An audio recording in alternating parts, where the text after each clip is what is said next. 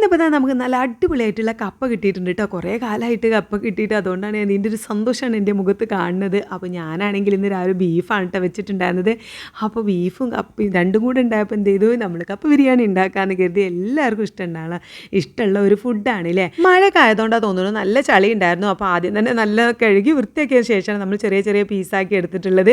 അപ്പോൾ തോലൊക്കെ കളഞ്ഞിതാ നമ്മൾ കുഞ്ഞു കുഞ്ഞ് പീസാക്കി എടുക്കുന്നുണ്ട് കേട്ടോ. അപ്പോൾ എനിക്ക് കട്ട് ചെയ്തപ്പോഴേ തോന്നി നല്ല പൊടിയുള്ള പുളയാണെന്ന് നമുക്ക് കട്ട് ചെയ്യുമ്പോൾ തന്നെ മനസ്സിലാവുമല്ലോ. അപ്പോൾ ഞാൻ കരുതി ഇത് കുക്കറിലൊക്കെ വെച്ചാൽ ചിലപ്പോൾ നമുക്ക് പണി കിട്ടും, ഒന്നായിട്ട് അങ്ങോട്ട് വെന്ത് കഞ്ഞി പോലെ ആവുമെന്ന് എനിക്ക് തോന്നി. അപ്പോൾ ഞാൻ വേഗം അടുപ്പത്ത് ഇങ്ങനെ നമ്മൾ പാത്രത്തിൽ വെക്കാമെന്ന് കരുതി. എന്തായാലും ഞാനിതാ ഒരു 3-4 പ്രാവശ്യം കഴുകുന്നുണ്ട് കേട്ടോ. എന്നിട്ട് ഒരു ചെമ്പട്ടിയിലാക്കിയിട്ട് നമ്മളിതാ അവിടെ ഗ്യാസ് മേലെ വെക്കുന്നുണ്ട്. അപ്പോൾ ഞാൻ വെച്ച ഉടനെ തന്നെ അറിയാതെ ഉപ്പിട്ടു കേട്ടോ. അപ്പോൾ എൻ്റെ അമ്മ എപ്പോഴും പറയാറുണ്ട് നമ്മൾ പൂളൊക്കെ വെക്കുമ്പോൾ തിളച്ചതിന് ശേഷം ഉപ്പിടുകയാണ് നല്ലത് എന്നൊക്കെ പറയാറുണ്ട്. ഞാൻ പെട്ടെന്ന് മറന്നിട്ടതാണ്.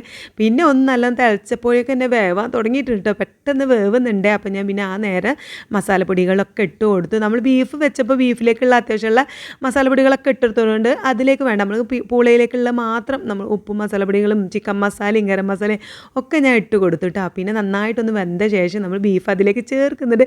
അതും കൂടി ചേർത്തപ്പോൾ പിന്നമ്മോ എന്താ നല്ല മണമെന്നറിയോ. ഞാൻ ചെറിയ ഉള്ളിയും കറിവേപ്പിലൊക്കെ ഇട്ടിട്ട് വെളിച്ചെണ്ണയിലൊന്ന് തൂമിച്ചെടുക്കണം എന്ന് കരുതിയിട്ടുണ്ടായിരുന്നു.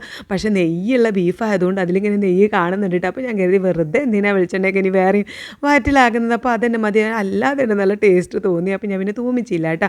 അതൊക്കെ കഴിഞ്ഞ് ഒരു 5 മിനിറ്റ് ഇരുന്നപ്പോഴേക്കും ഇതുമ്പ് വന്നാൽ പിന്നെ ആദ്യം ചെയ്യുന്ന പണി എന്താ വെച്ചാൽ മഫ്തെടുത്ത് ഊരി എറിയുക എന്നുള്ളതാണ് കേട്ടോ. പിന്നെ വന്നപ്പോൾ കയ്യിലിതായി ഒരു സാധനം ഉണ്ട്. ഇത് രാവിലെ പോകുമ്പോൾ തന്നെ ഒരു 10 രൂപയും കൊണ്ട് പോയതാണ്. അതിന് വാങ്ങി പോകുന്നതാട്ടോ. അപ്പോൾ ഞാനതിൻ്റെ ടേസ്റ്റ് നോക്കിയതാണ്. വലിയ കുഴപ്പമില്ല, എന്തൊക്കെയോ എന്തോ സാധനമാണ്.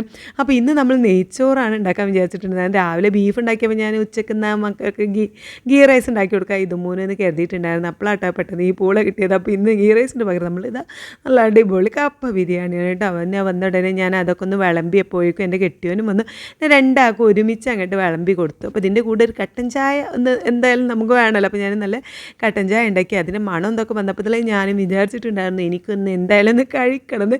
അങ്ങനെ ഞാൻ അവരപ്പോൾ ഞാനും ഇരുന്നു കേട്ടോ. ഞാൻ കുറച്ച് എടുത്തിട്ടുള്ളൂ, ഇത്തിരി എടുത്ത്. എന്നാലും അതിൻ്റെ ടേസ്റ്റ് നോക്കാതെ ഇടാൻ പറ്റുമോ.